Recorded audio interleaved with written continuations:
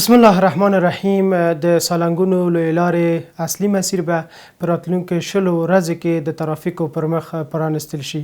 د افغانستان اسلامي امارت د ټولګټو وزارت د سالنګونو لویې لارې د اساسي بیارغونې کار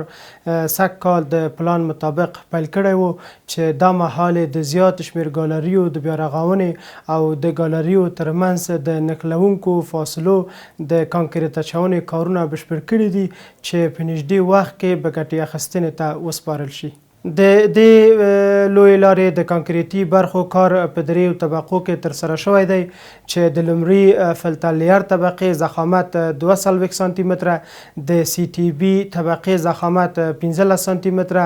او د وروستي سیخ لرونکي کانکریټي طبقې ضخامت 28.5 سانتي متره دی چې ټول ټال ضخامت یې تر 15.5 سانتي متره پورې رسیږي. د یادو لویې لارې هغه برخې چې د کانکریټ اچونې کار یې بشپړ شوی دی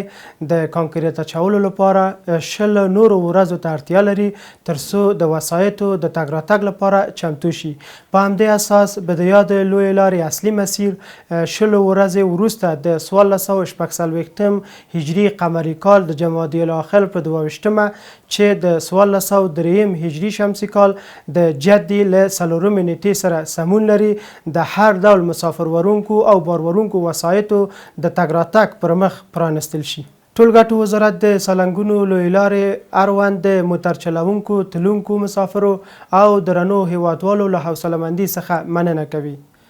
باید وویل شي چې د یاد مسیر د دې برخې په بشپړېدو سره به د تګ راتګ په برخه کې درنو هیوادوالو ته اسانتیاوې رامنځته شي.